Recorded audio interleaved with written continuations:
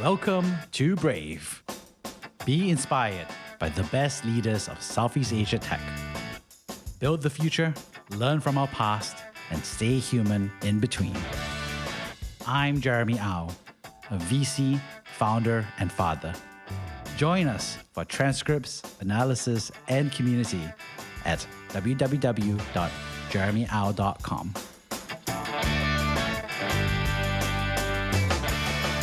Hey, Ilya, welcome to the show. Hey, Jeremy, how are you, man? Good. I'm really excited to have you because you've been such a prolific founder in Southeast Asia.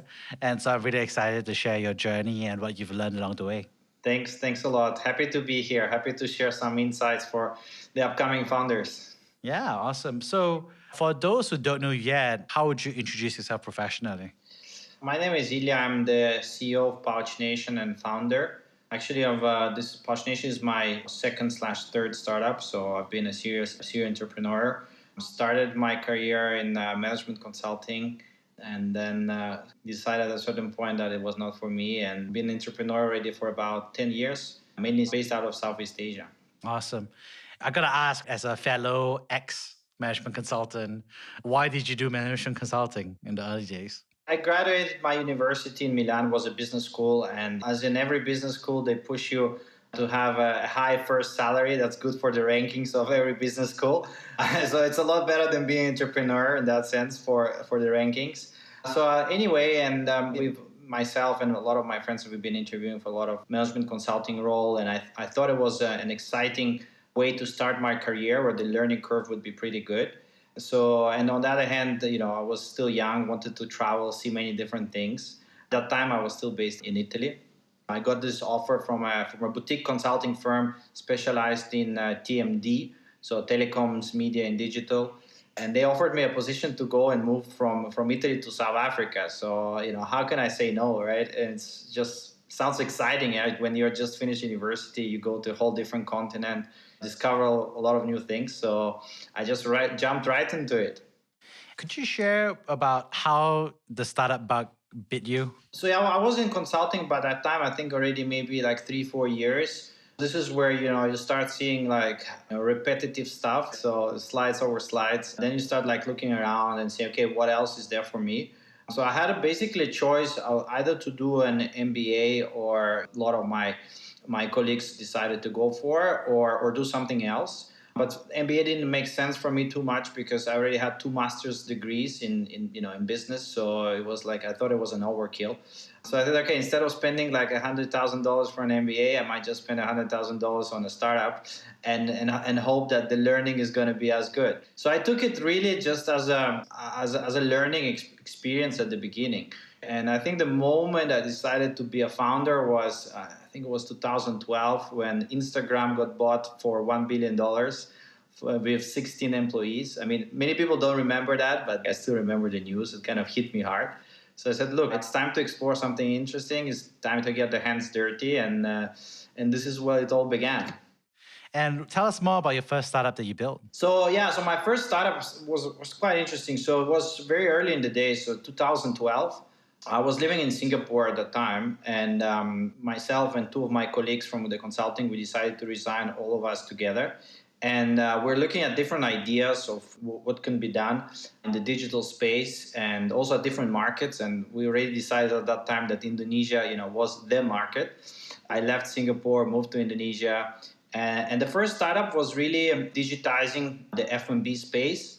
So basically what we're doing is substituting the paper loyalty card, the punch cards where you get you buy a coffee, you get a stamp, you get 10 stamps, you get a coffee for free. We're digitizing, basically putting it on an app, and you could go and purchase your coffee, scan a QR code, and collect your stamp in a digital way. And we started doing that in 2012 in Indonesia, which was way before any e-wallets or any QR codes at till point. So we were the pioneers in that sense. And indeed, at that time, 70% of the market share was on BlackBerry. So our first app was on BlackBerry. It's now, if I remember, it's really interesting. So we've been doing that and had a good success on the merchant side. So we managed to get about 800 merchants on our platform. But it was very difficult on the customer engagement side. So we just needed more and more funding. And at that time, there was no VCs. Very few, I think. East Venture was already there. I think it was maybe 4 or 5 VCs, and everybody was writing like checks of $20,000. So that was kind of the time. So that was about my first startup. Yeah, time flies. I still remember those days when I was carrying my BlackBerry in 2012. Correct. And everybody was sharing their codes to BBM each other. Yeah, and Indonesia was, I think BlackBerry Messenger was the number one country in the world by the usage of BlackBerry Messenger. Indeed, afterwards, MTech even bought it out from BlackBerry. So it was interesting. Yeah. And so what happened? So from there, you're saying that you were struggling with the funding side to get the user acquisition, which is, I think, the tough part for a lot of these places where you have two sides of the marketplace to really go after. So tell us more about what happened. Yeah, so look, I mean, we realized, and this is something that also probably first mistake, and it's good to talk about mistakes, right? Because a lot of people who will listen to this podcast will probably think about them more. So I think the first mistake, and in our sense, was that we thought, okay, the more merchants we acquire, the more the customers will follow because the merchants will promote this loyalty program. And that was our key assumption. So our key efforts was really not really on the consumer side, but were just to acquire merchants because the merchants were paying us. And we said, okay, fine. The more we have it, the more it's going to be used. And that was a mistake because eventually the owners of those coffee places, they were on board, but the staff in the stores were not on board. So what happened is that we got a lot of traction on the merchant side, but didn't get the traction on the consumer side. So I think that was a key lesson learned at that time. We did that startup for I think about a year and a half, close to two. And at a certain point, we decided like we could not, and we already expanded actually in 2 markets by that time. So we had presence in Indonesia and in Philippines. Philippine operations were a bit better because we managed to get a big merchant with like 200 stores, but then it was almost break even. But Indonesia was far from break even, so we had to stop operations in Indonesia. And I had to go back to earn some money because I was like 2 years without salary. And after a few years, it becomes really tough. So we kept a small development team in the Philippines and some operations in the Philippines. And I had to go really find a job. So that's how it ends very often when you start your first business. Yeah, that's a real reality for a lot of folks because you save up a year or two of savings and then it's good if you can make it work. And if you can't make it work, it's not enough. It's tough, yeah. Yeah. Look, and nowadays it's a little bit easier to get the funding than it was at that time. At that time, it was literally like I think we got the total like $60,000 in funding. I mean, that was it, and that seemed a lot of money at that time. Now I think it's a lot different because the whole ecosystem is a lot more developed. So many angels that can write you a quick check. So I think it's a little bit different, but it's a hard lesson learned. You need to make sure that you raise. If you don't raise, it's very hard that you keep a business going, especially in the early days. So let's talk a little bit about that chicken and egg dynamic because it's a classic problem. You haven't made it really work in one market and then you expand to a second market in the Philippines. And that's a very tricky pathing decision because one is like, hey, if we just keep growing and light up new markets, don't worry, the first market will figure out the economics later as well. So it seems like you almost took away the lesson is that you got to fix the unit economics in one market first before you expand to a new market. At least that's, I guess, I'm making a down arrow extrapolation from what you said. What do you think about what I just said? Yeah. I think it all depends on what business you're doing. So I think I would say in our and how big is the market size. So I think in our business probably we did a mistake to go to Philippines too early because we haven't yet proven the model working very well in one market and we already decided to go to another one. But we just there was an opportunity, said why not, and we did it. But for me, when I also mentor founders, I'm also mentoring Plug and Play. So I always recommend, look, if your market size is really big, and in our case it was big, F&B stores, coffee places is massive. You have to really crack the model in one place, and then you can expand. But then obviously, if we look at down the line, the business that we launched afterwards, which was the business of events and artists and concerts. So that was a different business because the market size in one country might not be as huge. It's also events are regional. People go on regional tours and artists do global tours. So you cover multiple countries in one go. So I would say really look at what your business is and see how to approach that. So I wouldn't say there's always a written rule. It's kind of case by case. Yeah, that makes a lot of sense. And it's good advice for lots of founders.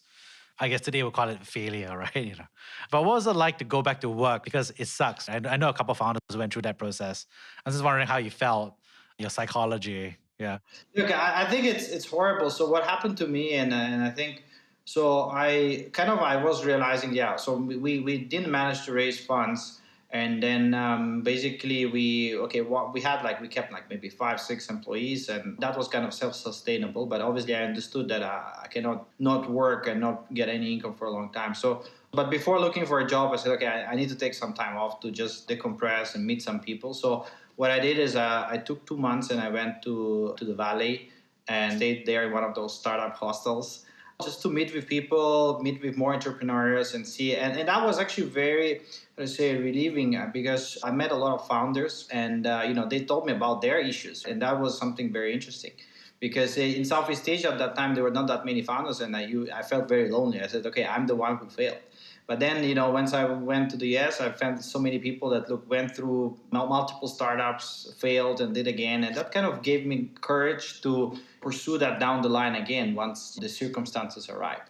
So I had this kind of break, and then I was approached by a few headhunters. I mean, I had a good CV, and kind of the fact of doing a startup is actually a plus in many cases, also seen by corporates. I got a role as a head of strategy, head of commercial strategy in XL-Axiata, which is the second largest telecom operator in Indonesia. So I said, okay, why not? Let's try it out. And I was with them for about 2 years. So during that time when it sucked, how did you manage your psychology? I mean, you took a holiday. Did you talk to friends? How did you take a break? Look, I think most important in those cases is to talk to other founders, because sometimes when especially your first time founder, you don't realize that there's so many other founders that going through similar issues, and it's a constant struggle. And this is something that at the beginning you are not aware of because you come usually a lot of founders come from successful backgrounds like either from corporate or consulting, and they used to be always on top, and then when they launch their startup, then they get smashed, and that for many people is very hard to overcome. But when if you start talking to your peers and you realize that that's normal, right? So startup is it's very very rare that you're always all up and enthusiastic, etc. Right? It's actually a constant struggle, and you need to be able to live with that.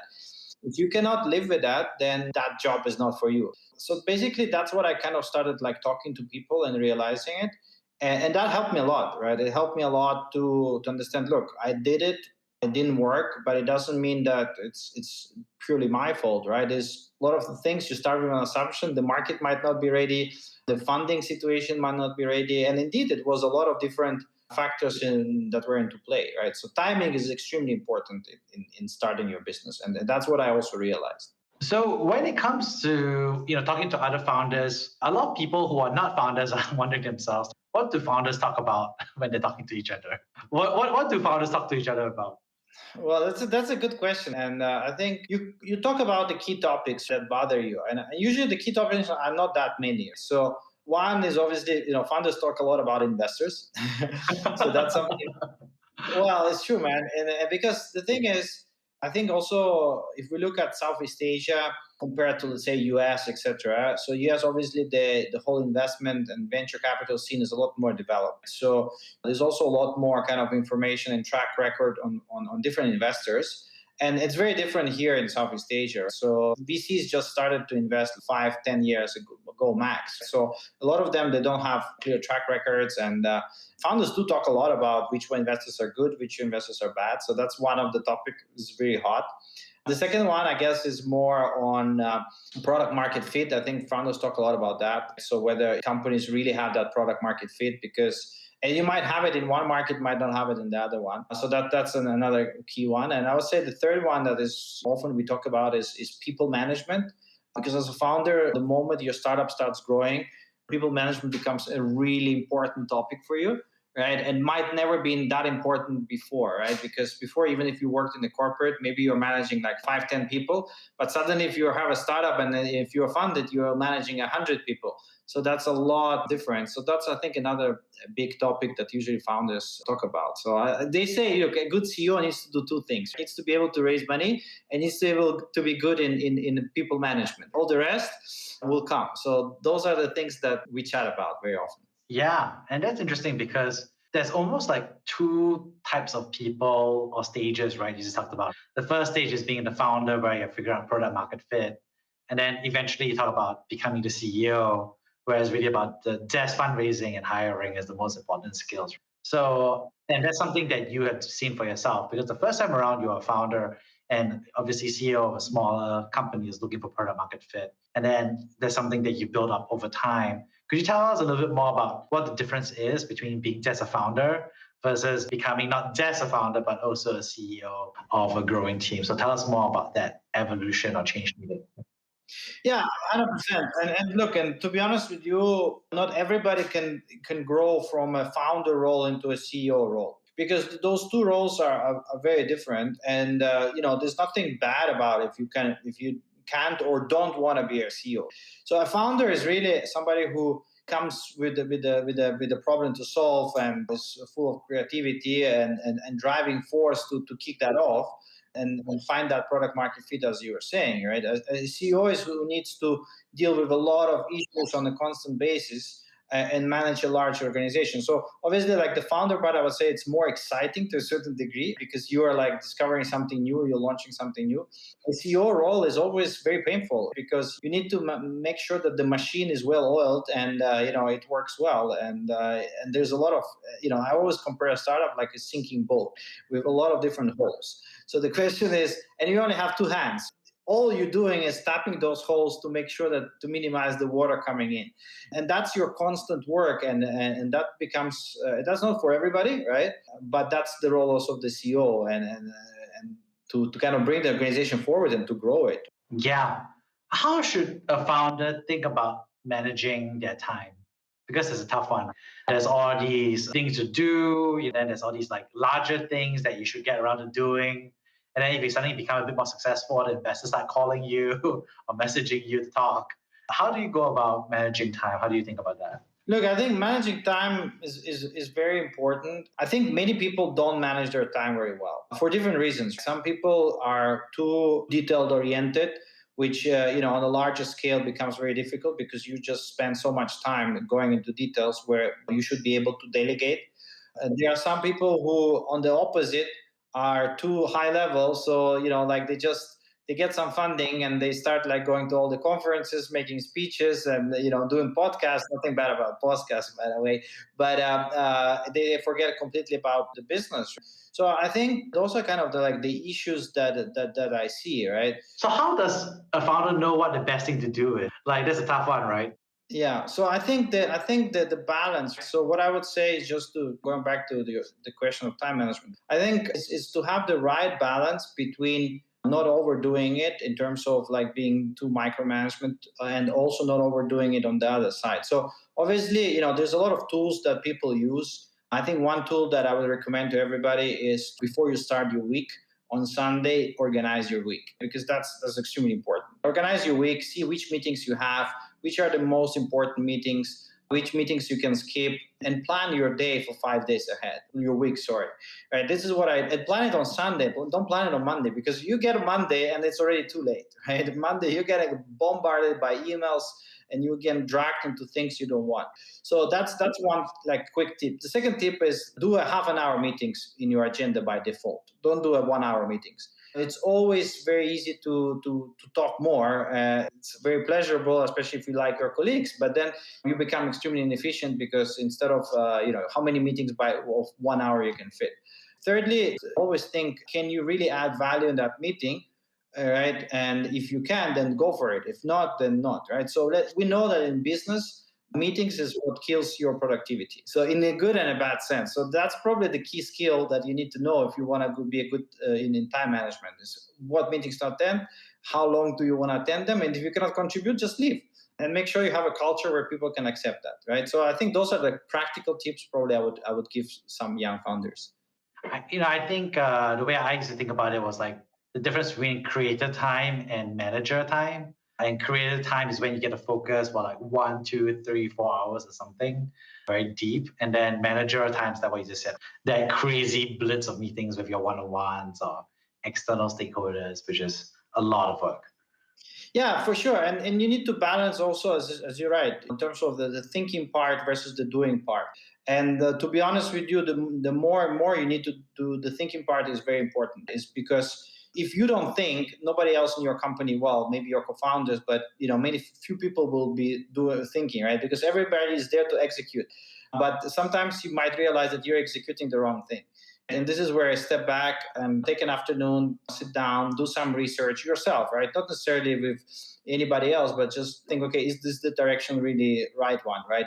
Are my assumptions correct? Do I need to pause it? Do I need to redo it? And I do that pretty often, especially in the past, I would say 18 months of the pandemic, because it's a constant thinking. There's no kind of playbook for this. When you think about that playbook for folks, what advice do you normally give to the mentees that you're often working with? The thing is, like, there's no playbook because every circumstance is very different. But what you can basically try to do, so I always compare it in that way, right? So from where you start to the time when you're going to build a successful business, there's this gap of time. And this gap of time can be shorter or longer. What your goal is to make that gap of time the shortest possible, right? From where you are now to becoming successful. And you need to think as a founder, okay, what are the factors that will make me shorten that time? And obviously, if you are just alone in isolation, you will do your own mistakes, and the mistakes will make that time longer and longer. So now what happens is, if you have support, if you have this podcast, or if you have mentors, etc., there are some key points along this journey, or key inflection points, and those points where you need to ask others on what did you do, and what was your mistake that you did. So if you understand what are those critical points, and at each point get a support from somebody who went through that journey, then you will be able to shorten that cycle from where you are to the success. And that's the key thing, and that's what I key advise my mentees, is that you can get there without any help, just by trying and doing, because this is how it is. But you want to get there faster. And if you want to get there faster, make sure that you understand what are those key points that you need to validate. It's about asking for help and asking questions. Sometimes I would not be able to come and tell a startup founder what he needs to do as long as he doesn't know what his pain points are. So what the first thing I do is I ask you, what are the most 3 big issues that you're facing at this point in time? And usually the conversation starts around like the major problems that they're facing. And there we start to unravel and see what support can be. Yeah, so could you share some examples from your previous startups or the current one where there was some experiment that you had to run because you didn't know which way to go, or what was that proof point you needed to shorten the time period? Yeah, what happens very often, especially if you are like in a seed or pre-seed stage, so you start with an assumption in your head, and you think, okay, I think it's going to be that way, right? And usually founders by definition are very positive, right? And enthusiastic and optimistic. And that could be a positive thing, but also a negative one. So usually they come with this idea and they're super convinced that this idea is going to work. So an example for young founders is like when they have an assumption and they're very convinced that that's the way to go, I usually tell them, look, that's fine. You're convinced of somebody, and I'm not here to change your mind, but try to test your assumption within a period of time, let's say a month or 2 months, and see and look at the numbers, see what data comes out of it, and whether your initial assumption is actually validated. So I was working with one of the startups, right, that had an assumption that they wanted to place a physical box inside the factories for them to get their supplies instead of doing on-demand ordering. I said, fine, if that's what you think. I mean, obviously from my experience, I thought that a physical asset will make the operations a lot more complicated and then the model not that scalable. But I said, look, if that's what you think, it's okay, just try it out. And they tried it out and they understood that actually bringing this physical box, installing it inside a factory for them to get the supplies is just not very scalable and very painful. And the data showed that. So those are the experiments that you want to run especially at the beginning, because the risk is that sometimes if you're good at execution, you just go with the wrong idea and you go all the way in, and then 6 or 7 or 8 months time, you realize down the line that the business model is not the right one. And you need to change. And that's where it becomes very painful. If you do it on a shorter cycle of 1 to 2 months, then you can be very agile and be able to adapt. So those experiments is usually what we run with founders to make sure that this product market fit makes sense. How do you mentor or help founders? Because there's always a very tricky conversation, right? So, because I've been a founder who's talked to angels and other founders, and sometimes when I get feedback, I'm just like, ugh, this guy doesn't get it, right? This woman does not get this at all. And other times I'm like, oh, okay, that makes a bit more sense. So what would you say, at least on someone who's giving the feedback, on let's say that side of the conversation, what things should you be aware of, or how should you frame things up so that it doesn't come across as antagonistic or out of touch?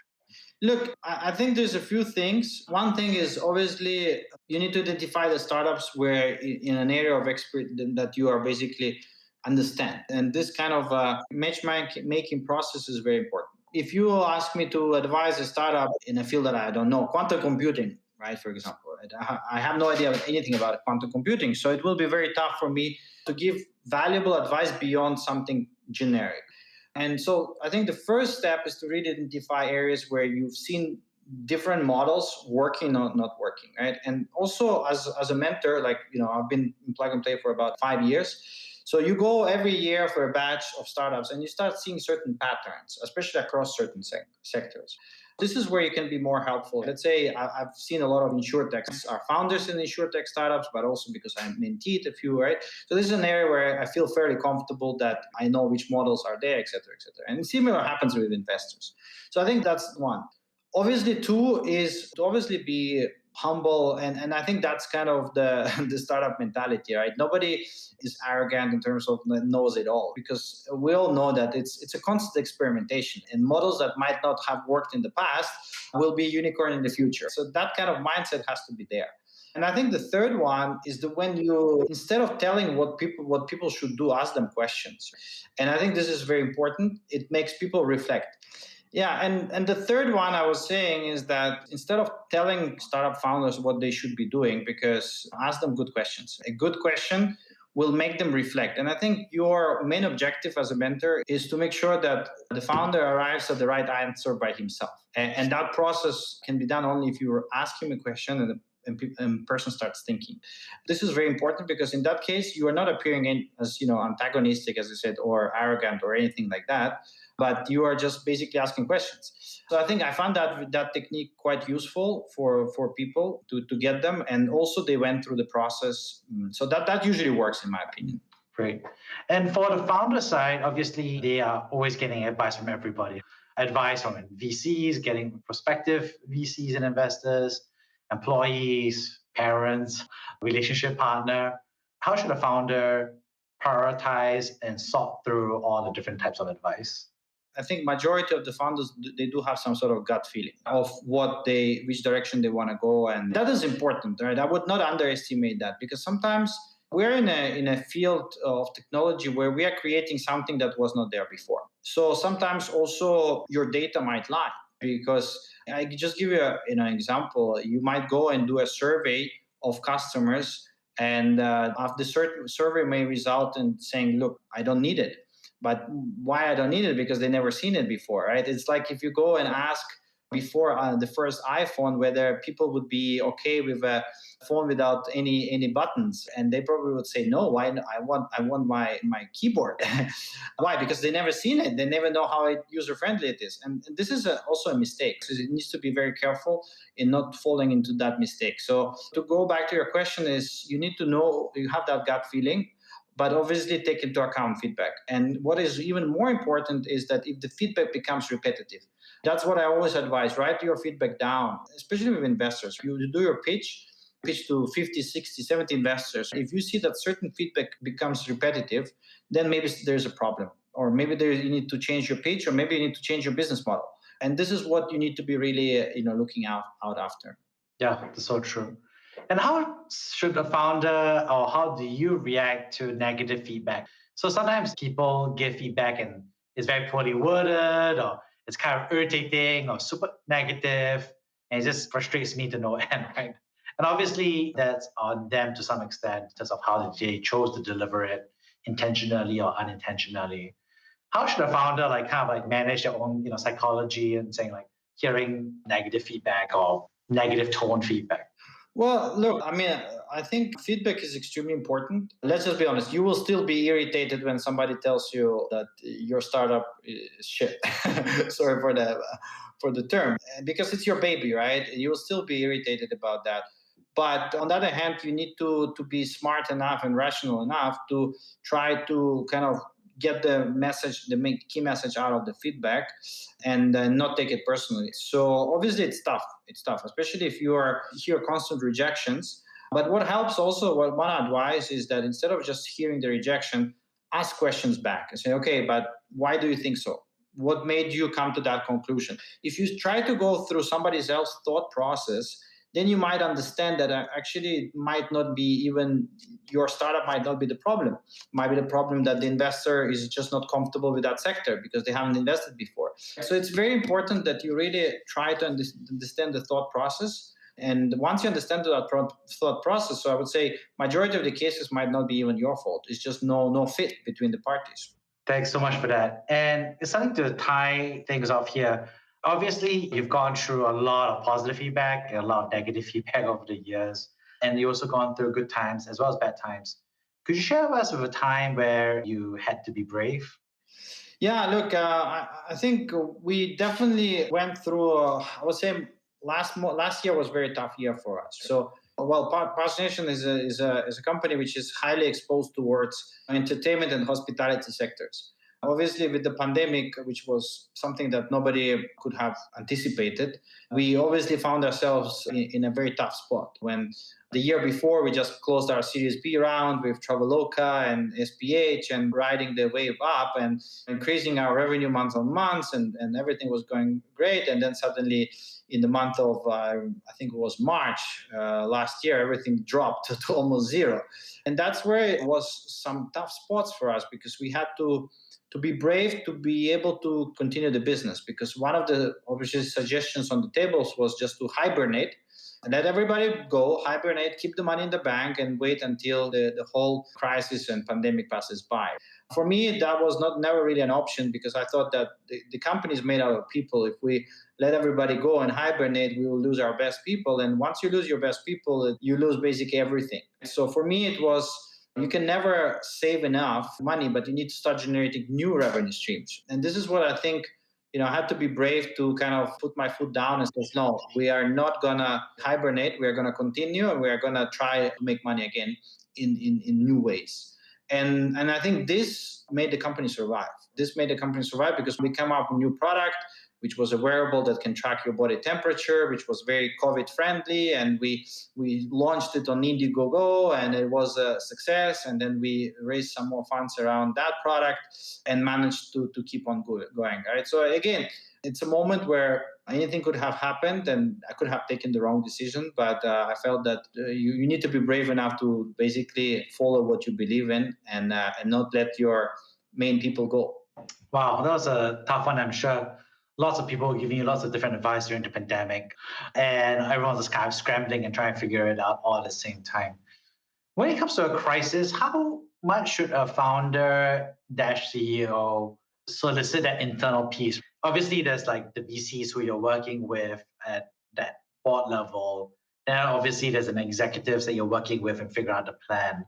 How should a founder CEO think about messaging, I guess, or communicating with the rest of the company? What are the key things that you would think about from your perspective? Recently, I read a lot of books around it, and I think one of the book was saying is that if you have a mature organization, if you have an organization of mature in the sense that your employees are rock stars and they're great, so then in that case, the more honest you are, the better it is, because they will understand, and they will try to support. And actually, it's better to be more transparent than less transparent. Obviously, that is not always the case. You might have a team of people that not everybody is to that level of standard. I think it's a check and balance. I always believe in being transparent, obviously, but on the other hand, you cannot be 100% transparent in everything you goes, because you are the one that is eventually carrying that weight, and you cannot pass everything on everybody else.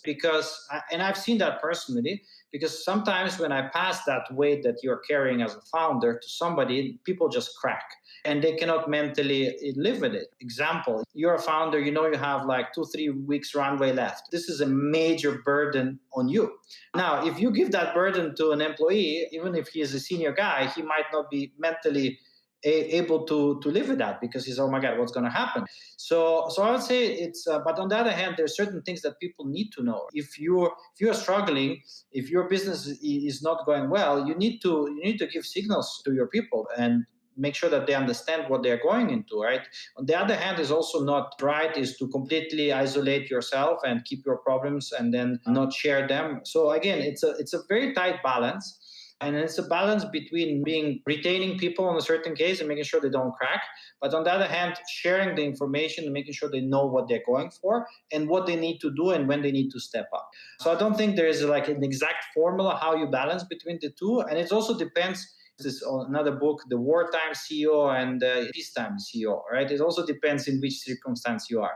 If you're in a peacetime, you can be a bit more easygoing. If you are in a wartime, you just need to be very careful, and sometimes it gets really tough. So I'm wondering, if you could travel back in time 10 years, back to 2011, right before you set off to build out your startups that you have built up over time, what advice would you have given yourself over coffee?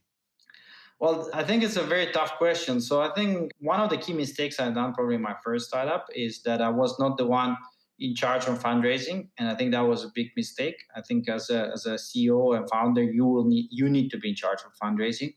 And I think that was one of the reasons why at the first startup, we didn't manage to raise enough capital. That's definitely one recommendation I would give myself. The second one, which probably is think about an area where the market size is extremely big. So one of the mistakes that a lot of founders do is that they think that everything is a big market size, but that's very not true, and especially in Southeast Asia. So, and the same was in my case. I was thinking, wow, this is a big market size. But then once you really start digging deeper and deeper and deeper, you start realizing, okay, this is not addressable, this is not addressable, and then it shrinks. And as a startup, and especially if you want to grow to become a unicorn, market size is very, very important. The third one is also on scalability. I think a lot of founders in this region, which is quite normal, tend to focus on service-oriented startups rather than product-oriented startups. And it's normal because in places like, for example, Indonesia, everybody wants a service, right? They don't want to do self-service. But eventually you'll realize that will become a major bottleneck down the line. Even if you're successful, even if you can make a few $1 million in revenue a year, how do you scale further? So think more product rather than service, even though maybe the market is not ready, but it will catch up. So those are the few things that I would probably tell myself and repeat myself several times. Yeah, so it's really trying to those probably are the three main things, and it's really trying to shorten that cycle from where you started and where you be. How long is that time to success? I probably could have done a lot better if those things were being written in my head back in the days. So I wish I could have met me 10 years more mature in that sense.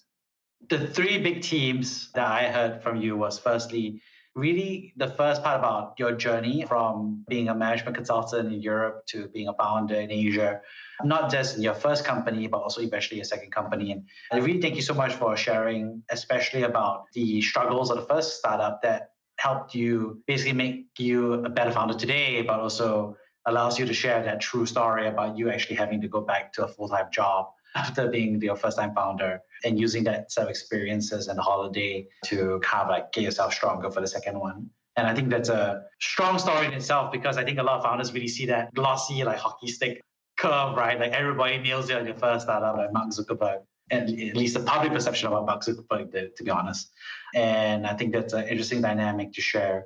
And the second part, of course, is thank you for a lot of the technical advice around how founders should be thinking about not only getting advice, but how to prioritize advice.